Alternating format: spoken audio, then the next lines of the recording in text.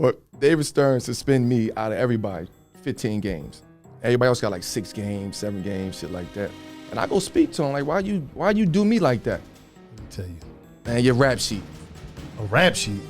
Now keep in mind, Carmelo Anthony is not some hardened criminal.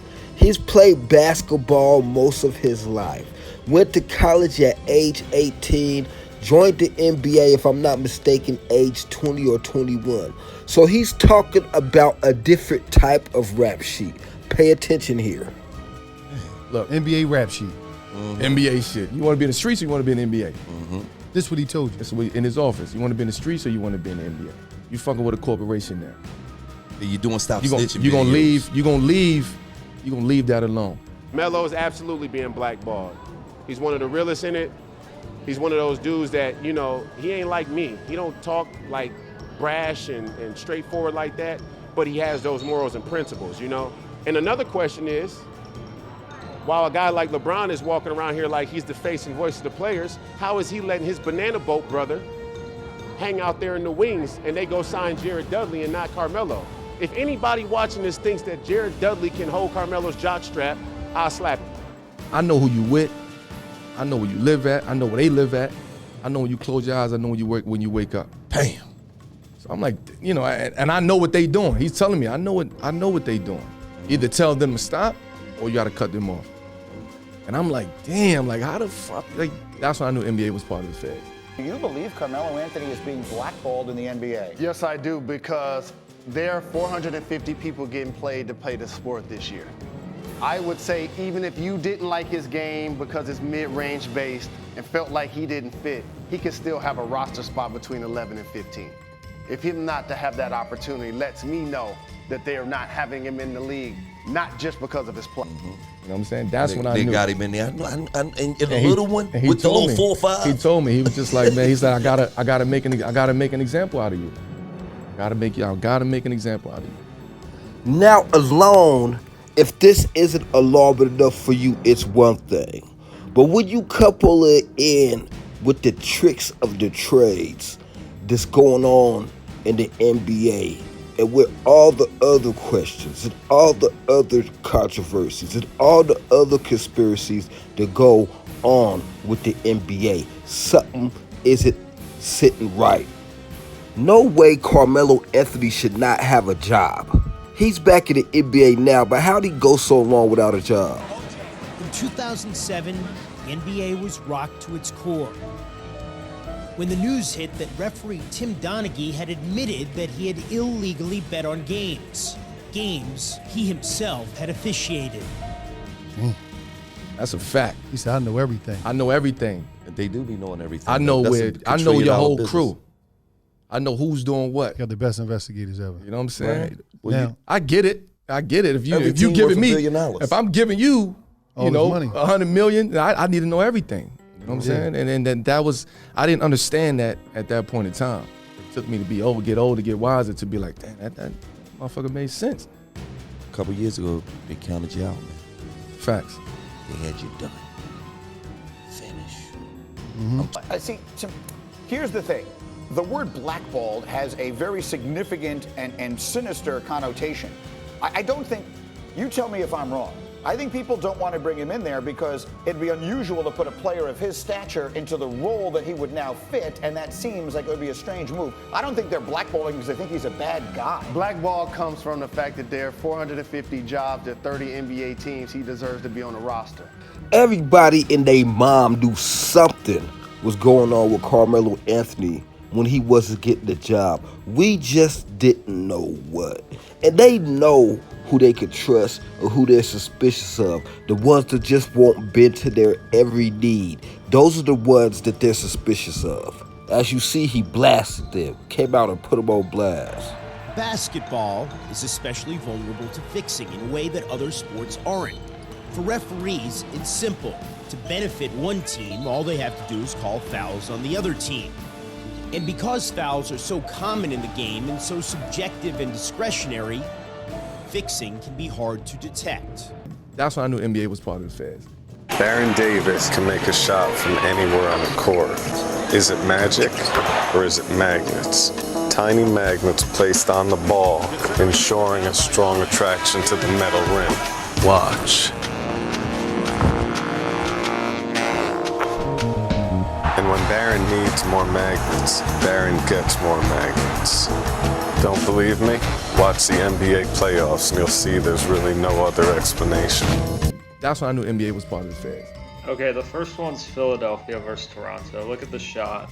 Ball bounces again, bounces to the other side, drops in. That's not natural. Ball bounces up. It's not going to bounce to the other side of the rim after, not on the first bounce, the second bounce, then goes to the other side of the rim and then drops inside.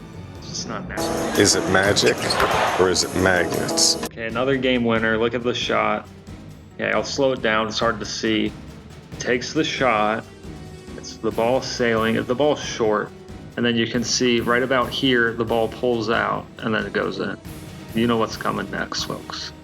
Is it magic or is it magnets? This one is absolutely ridiculous. It's actually the one that woke me up to the magnet hoax with the NBA. Just watch this guy take the shot. I don't think he's ever touched a basketball until this point in his life. Look at the shot. Takes it.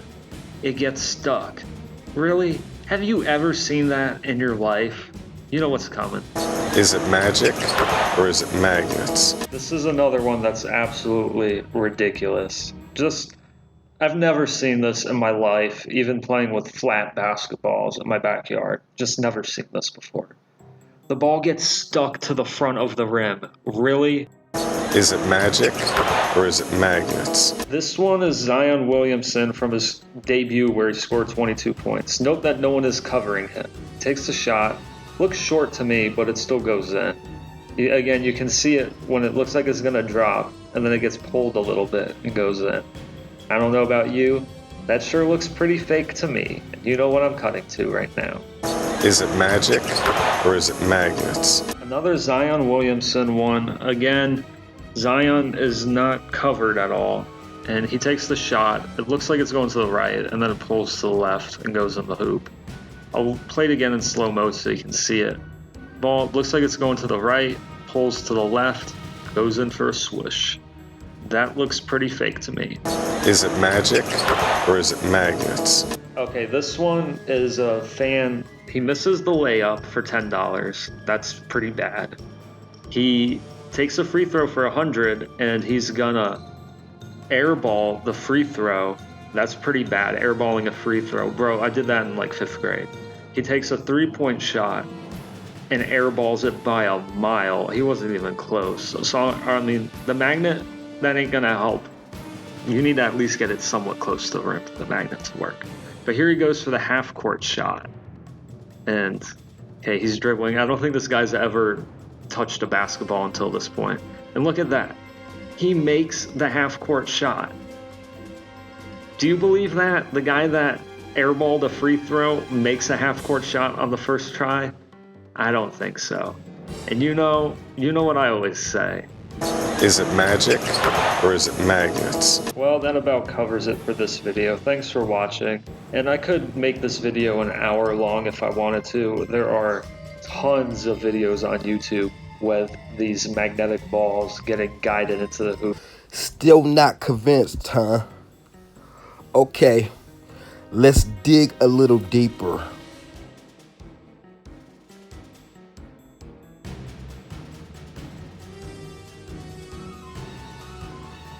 What is going on there? That's a ring of my profession. You don't know nothing about that. Okay, well, can we get a close-up on that? There it is. What? I don't know nothing about What is the profession? Yeah, which profession are we talking about? Just look at it. Is it a legal profession? Of course it's legal. It's a ring of my profession. I'm trying to read it. Okay. It's too many diamonds. Ah! Yeah, that's too bright. That's too bright. Well, anyway. Oh, Mason, are you a Mason? Of course I am. Okay. That's a secret ceremony. Well, you might as well put your pinky out when you drink your drink. Of course I am. Put your pinky out. Are you involved in the secret ceremonies? Stop it. Candles and the Everyone wears. Anyway, the Clippers. The Clippers. But that is impressive, Mr. Old Deal. I don't have a championship. Anyway, so the Clippers. Oh, yeah, I have 4. Those he doesn't wear. Those he doesn't wear. The Clippers. Yeah. As I was blinded by success. Very interesting choice of words chosen by Kitty Smith. Because he said, as I am blinded by success.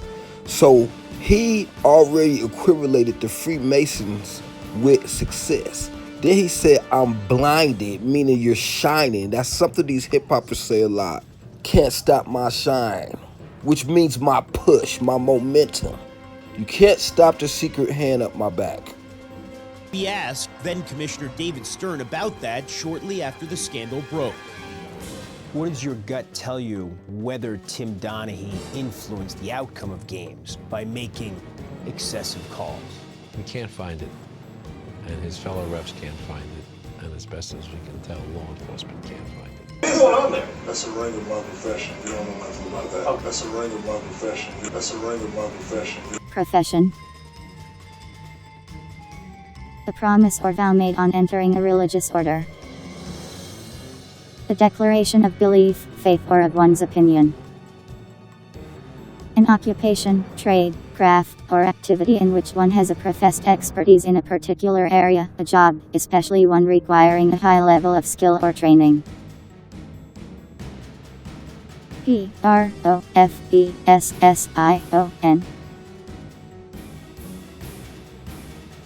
Profession.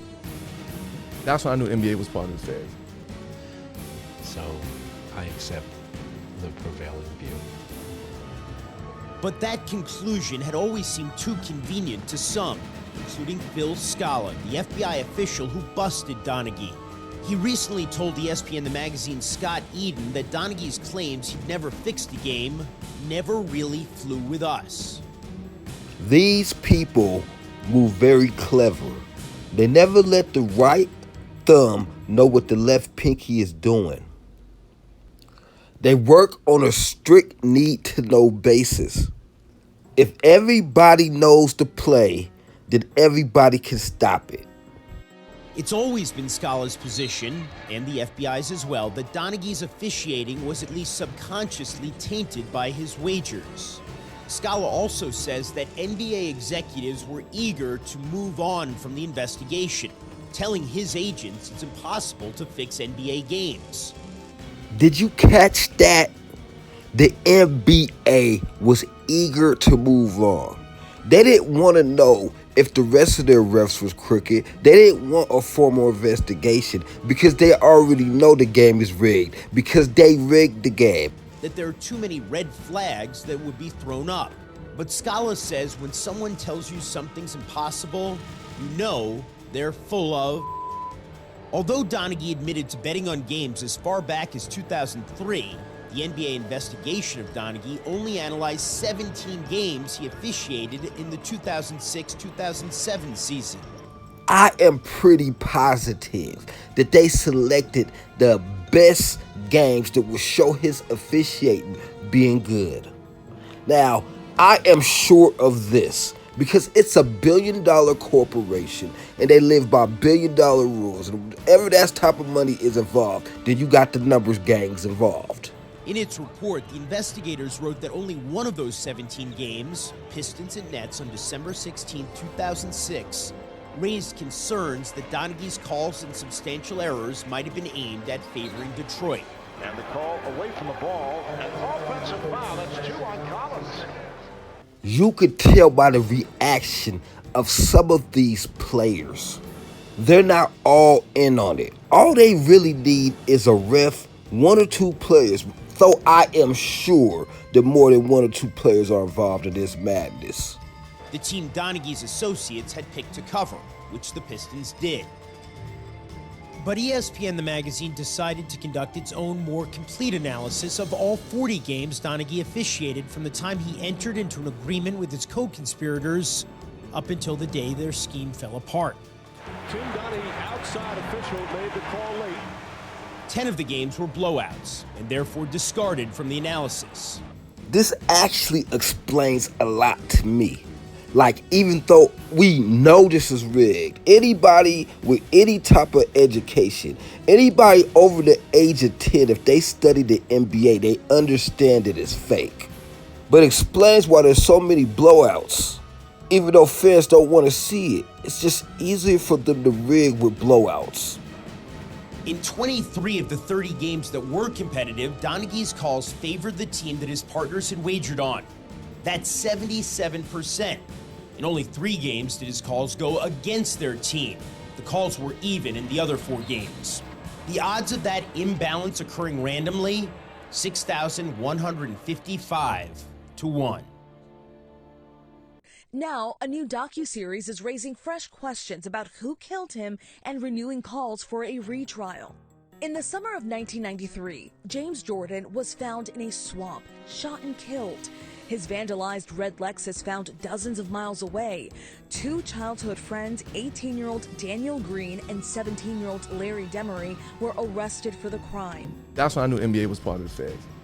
Authorities claiming that the 2 teens killed the elder Jordan during a botched robbery and that Green pulled the trigger. But now the 5-part series, Moment of Truth, airing on IMDb TV, questioning that verdict, re-examining the case through rarely seen crime scene photos, fresh interviews with key players, and never-before-heard audio tapes from the murder trial. As that story is starting to break down, not sounding believable as time goes on, there's millions of more researchers on the earth, and these stories that they've told us, that they force-fed us, just don't hold up to the scale of time. This is the first time that in many ways audiences will be able to see the complete story surrounding this murder. In this clip exclusive to GMA, Green's co-defendant Demery, who pleaded guilty to first-degree murder and testified against Green, tells the court that the pair snuck up on an unsuspecting James Jordan sitting in his Lexus, not realizing he was the NBA superstar's father. He said something like, "What's this? What's going on?" And no sooner had the words came out of his mouth, Daniel shot him.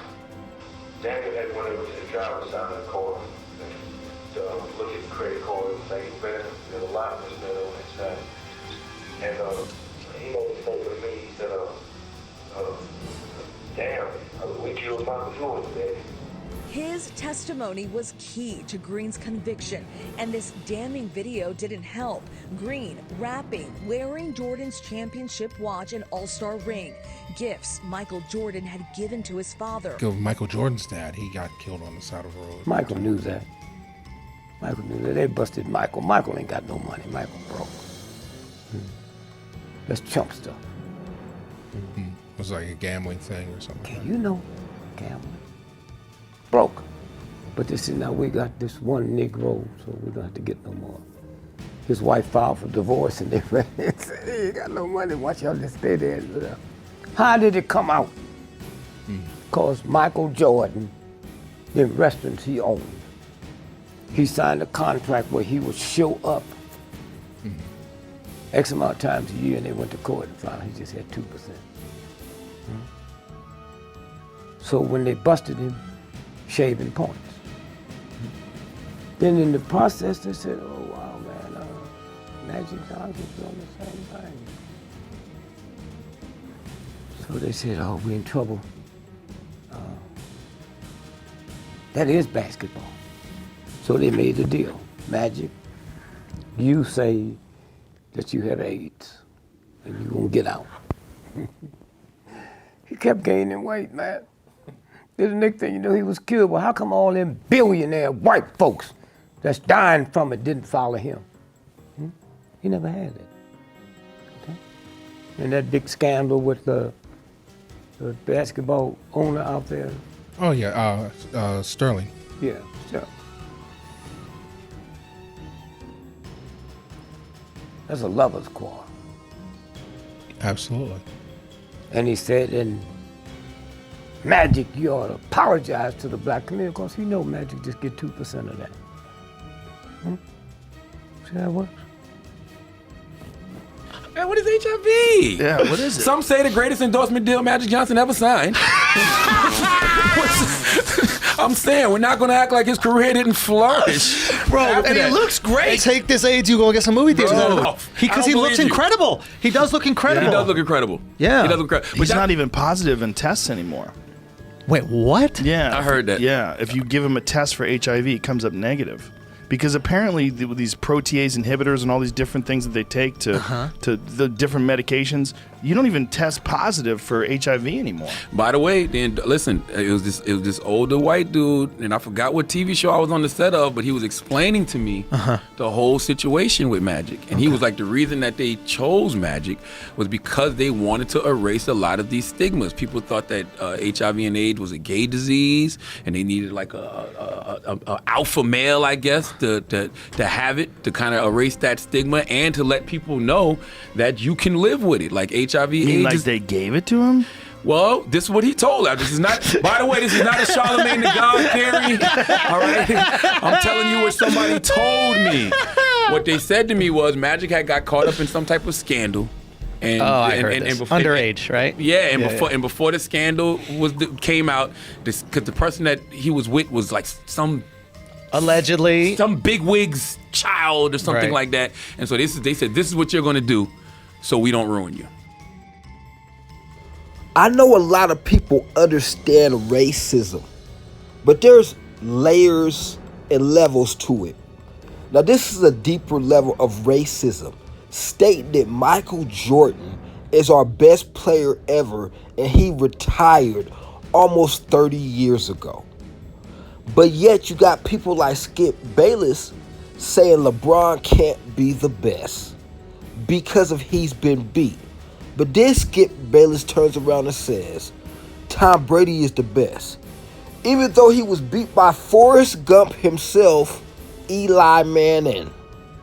Now, what they're telling you is we've got one that we call the greatest. That's y'all's one.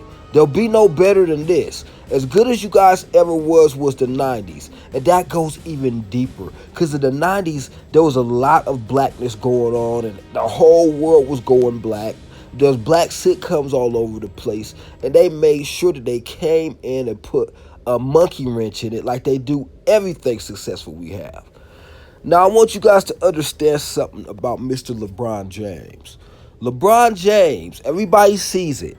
He'll get these people on his team. And before they come to his team, like Kevin Love, they're great. They're 26 points a game. Chris Bosh, he's great. But as soon as he joins the team, he's garbage. These players are throwing the game. It goes a lot deeper. Now let's talk about Mr. Westbrook. Because for a lot of you guys, you don't even understand that he is one of their people. Obviously, he's one of their people, right? He did the ritual, didn't he? Didn't he do the ritual? Have you seen that man in these dresses? So don't be surprised when he throws the ball to the other player and makes these stupid bonehead decisions time after time. He's doing it on purpose. Only two people I've ever seen other players stand around and watch as if they weren't in the game. One was Kobe Bryant, the other one is LeBron James. There is a lot going into Michael Jordan being the GOAT. More importantly, what's going into Michael Jordan being the GOAT is Air Nikes, the Jordans that make Nike in America, and yes, the feds that's in business and in bed with these people, a whole lot of money.